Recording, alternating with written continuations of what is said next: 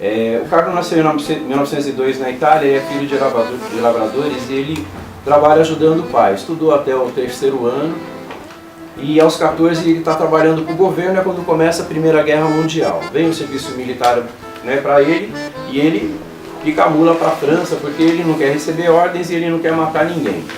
Então em 22 ele já está na França, trabalha como pintor, pedreiro e depois sapateiro, que vai ser a profissão dele até o final da vida dele. Ele vive 12 anos em Paris e em Toulon ele se torna anarquista na relação com outros anarquistas daquela região. Em 24 ele participa de uma manifestação antifascista em Paris e é baleado pelos guardas do consulado italiano. Aí os caras estão metendo o cacete nele, a polícia francesa salva ele de morrer, mas prende ele, né? E aí ele passa por algumas prisões na França já nesse período. É muito louco que se a gente, quando vai ler o livro, o período que esse homem passa preso e a quantidade de prisões por onde ele passa é um negócio muito impressionante, né? Porque em vários momentos volta-se sempre a mesma questão. Em 34, sob o pseudônimo de Aldo Peruzzi, ele vai para a Espanha e se fixa em Sabadell. Em Sabadell ele conhece Canita Canovas Navarro, que nasceu em 1906, na própria Espanha. Não frequentou a escola, começa a trabalhar aos 12 anos como tecelã, e ela já tem uma filha chamada Primavera, e ela vai morar com o Carlos, então, com Carlos em 34. Em 36 começa a Guerra Civil Espanhola, e ela tem duas frentes, né? A frente da guerra, que tem que enfrentar os fascistas, e a guerra não é só contra os espanhóis, na verdade tem italianos e alemães, né? Quem já leu Guernica é bem claro essa situação. E tem a outra frente, que é a revolução econômica e política que está ocorrendo em várias regiões em que os anarquistas têm maior controle.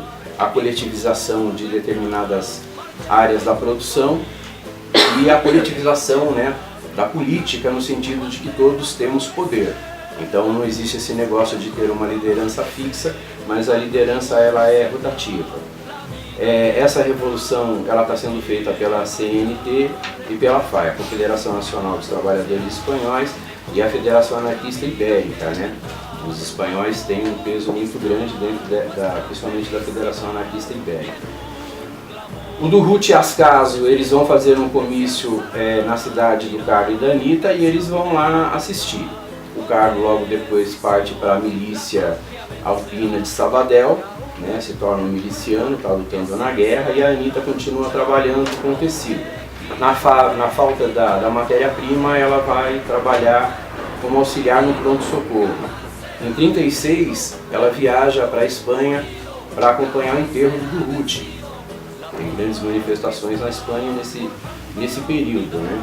Em 37 ele é preso novamente pelos falangistas, foge, e aí é quando, em 39, a Revolução, atacada por 3 exércitos, sem apoio dos ditos países democráticos, porque os anarquistas são muito piores do que os comunistas, porque eles não fazem negociação, a anarquista não negocia, então é um problema sério.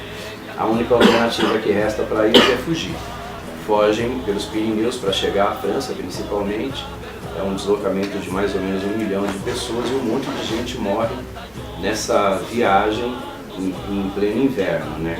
O Carlos, por exemplo, chega na fronteira e só estão passando mulheres e crianças. E a Anitta lembra que ele não tem um dedo, faz uma bandagem lá na mão dele e ele entra como um ferido, porque senão ele também não teria conseguido escapar. E a gente tem que lembrar o quê?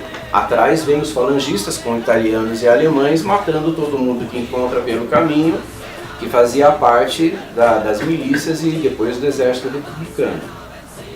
O que também não é tranquilo para os anarquistas, né? Porque quando sai da milícia para o exército republicano tem toda uma forma de organização própria da cultura militar, e também dentro dos anarquistas tem grandes debates sobre isso. Na França, a Anitta vai trabalhar numa fábrica de material de guerra, depois ela vai vender sapatos como uma pessoa autônoma, né? E trabalha em fábricas metalúrgicas. Todos empregos assim muito mal remunerados e desgastantes. E o Carlos vai trabalhar como sapateiro, que é a profissão que ele já está adotando. Eles estão no campo de refugiado, né? Eles chegam na França, já são colocados em campos de refugiado. Ele vai sendo transferido para vários campos diferentes até chegar em Dunkerque, uma cidade francesa onde está esse campo. Os alemães tomam Dunkerque e aí fazem eles irem até a Holanda a pé. E da Holanda eles vão para a Polônia, então aonde já está bem próximo dos campos de extermínio mesmo. Em 40, num acordo entre o Hitler e a Cruz Vermelha, ele pode voltar para a França. Ele chega na França e é extraditado, lógico, né? Esse anarquista perigoso é extraditado para a Itália, e na Itália ele é preso novamente. E aí ele fica em várias prisões e campos de concentração, até parar numa ilha onde ele convive com o futuro presidente da Itália. Aí tem um bombardeio aliado e ele consegue fugir e ficar com a sua família na Itália. Ele entra num comitê de libertação nacional, né, que são os partisans, e novamente vai preso e vai para um campo de concentração fascista. É um homem que sobrevive à guerra e a todas essas histórias, né? Então, às vezes você estava sentado e ele estava falando e de repente você via que era aquele momento ruim de lembrar. E ele meio que engasgava e a gente ficava meio quieto, sem graça, aí esperava passar aquele momento. E ele não entrava muito nesses detalhes dos horrores da guerra, né? Mas era um momento sempre muito tenso quando ele estava falando sobre isso aí. Com o fim da guerra, ele, a Anitta e a Primavera ficam morando na Itália, ele como sapateiro e ela tecelã. Em 1950, devido às péssimas condições, a miséria é muito grande, os países foram arrasados, não existe praticamente produção agrícola, né? Está tudo sendo refeito. Ele vem para o Brasil em 50. Desde a chegada no Brasil, ele se integra ao movimento anarquista aqui. A gente tem que lembrar que nós temos os exilados espanhóis, os que fogem da ditadura portuguesa e também os que fogem da guerra, inclusive entre esses italianos e alemães novamente. Esses anarquistas vão se encontrar, muitos deles, no Centro de Cultura Social. E o Carlos, então, tem uma participação muito ativa no Centro de Cultura Social e no nosso sítio, a nossa chácara. Inclusive nos congressos que vão acontecer depois em plena ditadura militar. Tem fotos em que aparecem essas pessoas. E algumas dessas fotos estão até no livro aí. Ele com outros 3 companheiros compram uma gráfica em 1963 e compram um terreno. E ele publica um livro chamado Pré-Anarquia, Sugestões Práticas sobre a Organização da Sociedade Futura, do Randolfo Vella, né, que foi um dos seus amigos e também passou por alguma dessas prisões. Da outra vez que eu estive aqui, que eu estava falando sobre ética, o Carlos uma vez falou assim, pô, a gente foi lá, comprou, né, o equipamento para fazer a gráfica, aí um companheiro achou que podia vender. Pegou e vendeu, mas não perguntou nada pra ninguém. E eu queria dar uns supetões nele, né? Mas o pessoal do Centro de Cultura, que é bastante mais contato, mais não sei o quê, papapá, pediu pra eu deixar pra lá e eu deixei. Mas, pô, como é que os caras pegam uma coisa que não é dele e vendem? Então, a gente já vê algumas coisas também de dificuldade nessa relação. Mesmo desse terreno, ele falou, né? Falou, pô, eu comprei um terreno. O pessoal podia vir construir um lugar, né, onde as famílias pudessem vir passar um final de semana, afinal de contas são todos trabalhadores, aí vem aqui, dá uma descansada, coisa e tal. Ninguém quis fazer nada, aí eu me desfiz do terreno, porque não tinha sentido de eu manter essa coisa se não houvesse alguma ação concreta. Um exemplo dessa participação é que em 61 tem o segundo congresso da Confederação Nacional dos Trabalhadores Espanhóis no Exílio, realizado no CCS, e tem gente de São Paulo, vem gente do Rio de Janeiro, Porto Alegre e Santos participar desse encontro. Em 95 ele falece, né, em maio. A Anitta, aí tem alguns problemas, né, que é uma coisa que o livro traz. Até um determinado período está lá o Carlos, então tem aquela figura, tudo bem. O Carlos faleceu. Se perde o contato com a Anitta. Então, assim, A história da Anitta para o movimento anarquista, a partir da morte do Carlos, parece que, mano, não teve importância.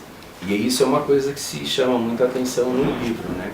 O quanto que a história dessas pessoas vem sendo negligenciada. E durante anos, o pessoal do Guarujá está tentando encontrar a Anitta, porque ouvem falar dela a partir da morte do Carlos, que é publicado em boletins anarquistas. E só em 2001 que vão reencontrar a Anitta. Em 2005, ela é a primeira pessoa a dar dinheiro praticamente para comprar a sede do Centro de Cultura Social. E eles sempre foram muito generosos em suas contribuições com o movimento e com os companheiros que passavam necessidade. Era uma coisa muito presente da parte deles sem que você tivesse que pedir. A Anitta vai falecer em 2015, aos 108 anos de idade.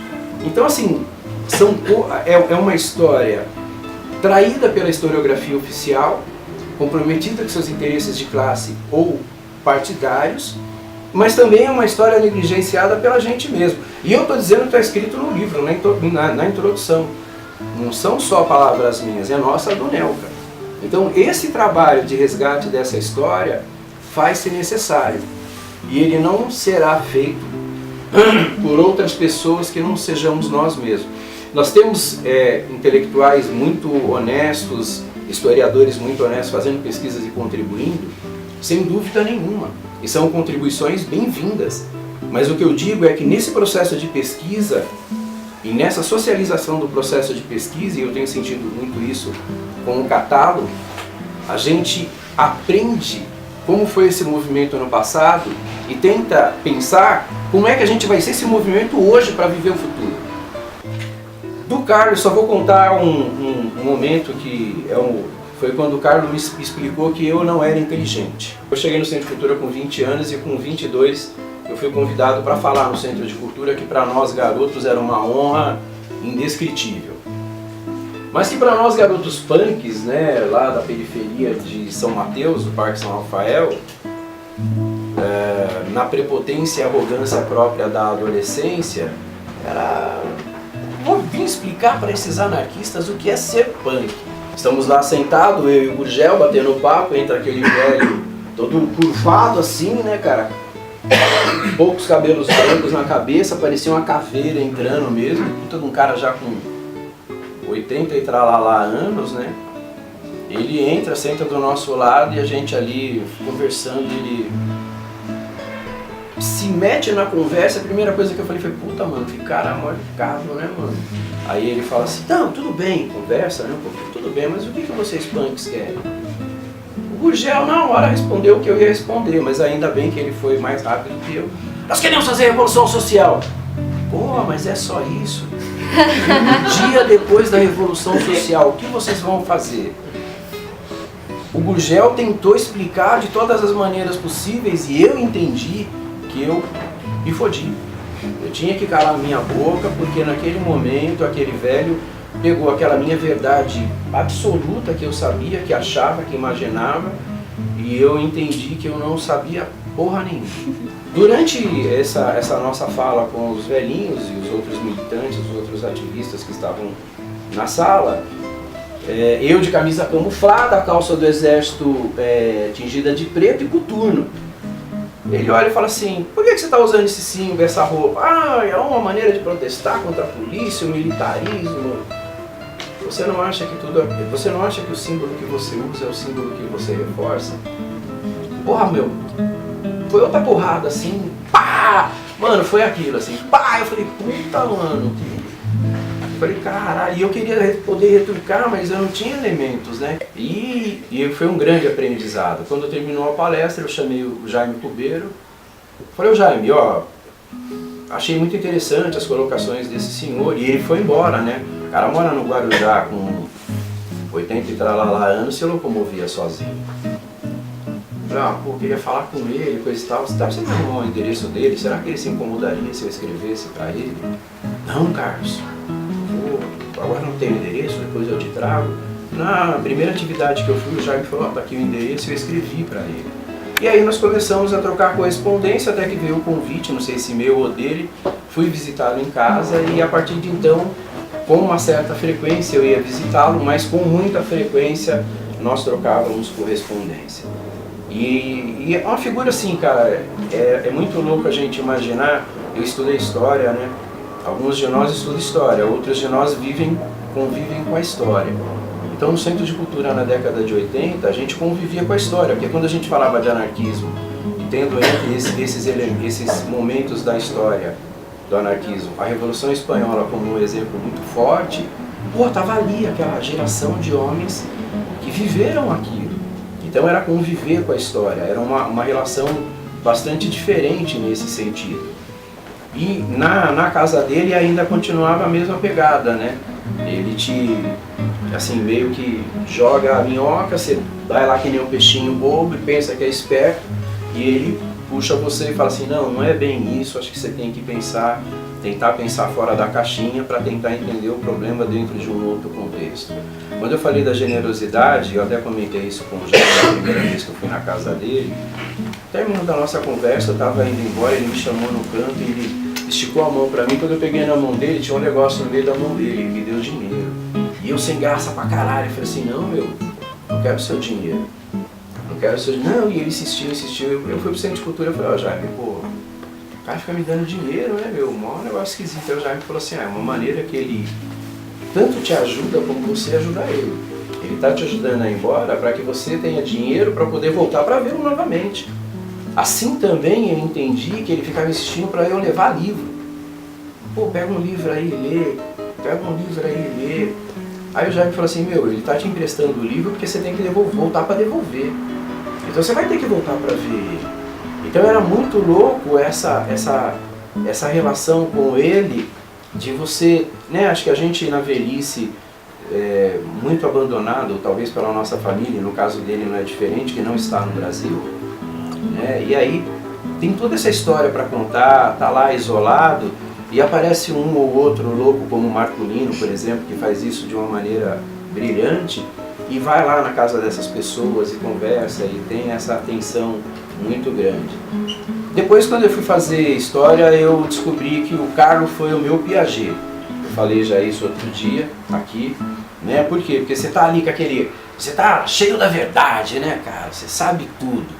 Punk da primeira geração, nervoso, raivoso, e você toma um puxão de tapete assim, você dá aquela desequilibrada, quer dizer, é o que o Piaget fala, né? Você acha que sabe, mas alguém tira o seu chão, você tem que assimilar um novo conhecimento para acomodar, para depois voltar a tomar uma outra rasteira da vida. E assim a gente continua aprendendo o tempo todo, né? E o Vygotsky que fala que a gente só aprende na relação com o outro, seja ele mais velho ou mais experiente que a gente, mas aprende na relação com o outro. Então quando eu lia essas coisas, eu falava assim, caramba, mano, conviver com essas pessoas foi um privilégio muito grande.